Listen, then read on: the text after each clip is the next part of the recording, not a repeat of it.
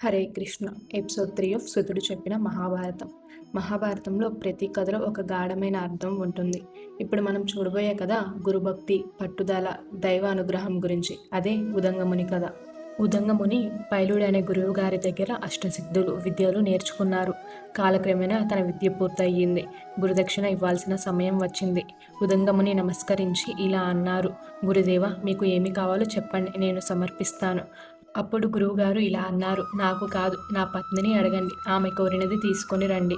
గురుపత్ని ఇలా అడిగారు: పౌష్య మహారాజు భార్య దగ్గర బంగారు కుండలాలు ఉన్నాయి. ఎన్నాళ్ళగానో నా మనసు వాటిపైనే ఉంది. 4 రోజుల్లో వాటిని తీసుకొనిరా.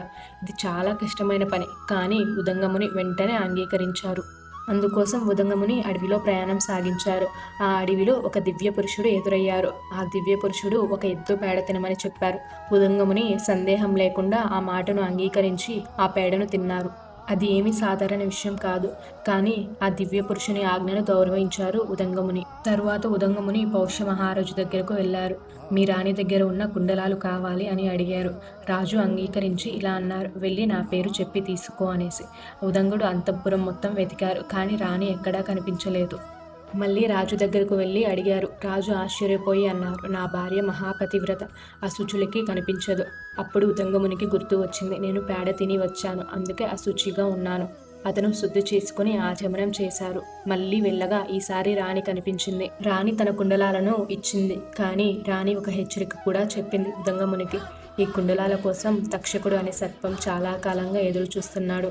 అతను ఒక మాయావి. జాగ్రత్తగా తీసుకువెళ్ళు ఈ కుండలాలను. వెళ్లే ముందు రాజు భోజనం చేయమన్నారు, కానీ ఆ భోజనంలో వెంట్రుకలు కనిపించాయి ఉదంగమునికి. అది చూసి ఉదంగముని కోపంతో, అపవిత్రమైన భోజనం నాకు పెట్టావు, నీవు అంధుడు అవుతావు అని శపించాడు. రాజు వెంటనే అంధుడయ్యాడు. రాజు కూడా కోపంలో నీవు సంతానం లేకుండా పోవాలి అనేసి ఉదంగమునిని శపించారు. ఇద్దరూ తర్వాత శాంతించారు, ఒకరినొకరు క్షమించుకున్నారు. ఉదంగముని కరుణతో అన్నారు: కొన్ని రోజుల్లో నీ చూపు నీకు తిరిగి వస్తుంది అని. బ్రాహ్మణులు మాత్రమే ఇచ్చిన శాపాన్ని ఉపసంహరించగలరు, కానీ రాజులు చేయలేరు. ఉదంగముని కుండలాలు తీసుకుని బయలుదేరారు. మార్గంలో ఒక నీటి దగ్గర ఆగి ఆచమనం చేయడానికి దిగారు. అప్పుడు దిగంబరంగా వస్తున్న తక్షకుడు ఆ కుండలాలు తీసుకుని పారిపోయారు.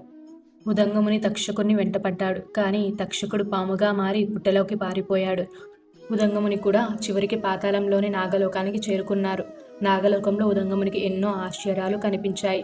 2 స్త్రీలు నలుపు తెలుపు దారాలతో నేయడం, 6 బాలురు ఒక చక్రాన్ని తిప్పడం, అలాగే ఒక గుర్రం, దాని మీద ఒక దివ్య పురుషుడు. ఉదంగముని ఇవన్నీ గమనించారు. ఉదంగముని ఆ దివ్య పురుషుని స్తోత్రం చేయగా ఆ దివ్య పురుషుడు ఇలా చెప్పారు: ఈ గుర్రం గుహ్య ప్రదేశంలో ఊదు. ఉదంగముని అలానే చేశారు. గుర్రం నోటి నుంచి అగ్ని జ్వాలలు బయలుదేరాయి. ఆ అగ్ని నాగలోకమంతా వ్యాపించింది. పాములు భయపడ్డాయి. తక్షకుడు బయటకు వచ్చి కుండలాలు ఇచ్చేశారు. ఉదంగముని తన లక్ష్యాన్ని సాధించారు.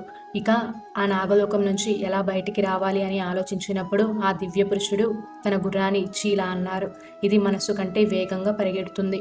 ఉదంగముని వెంటనే గురువు ఇంటికి చేరుకున్నారు. ఆ గుర్రం ఎక్కి కుండలాలు గురుపత్నికి సమర్పించి గురువుకు జరిగిందంతా చెప్పారు. నువ్వు చూసింది దివ్యమైనదే. ఎద్దు మీద కనిపించింది ఇంద్రుడు. నువ్వు తినిన పేడ అమృతం. ఆ 2 స్త్రీలు విధాతలు. నలుపు తెలుపు దారులు రాత్రి పగలు. అలాగే 6 బాలురు ఋతువులు. గుర్రం అనేది అగ్ని. ఆ దివ్య పురుషుడు ఎవరో కాదు, మేఘుడు. నీ గురుభక్తి వల్లే ఇవన్నీ చూడగలిగావు. ఉదంగముని గురువుకు నమస్కరించి దీర్ఘ తపస్సు చేశారు. ఇది ఉదంగముని కథ. రేపు ఇంకొక కథతో కలుసుకుందాం. హరే కృష్ణ.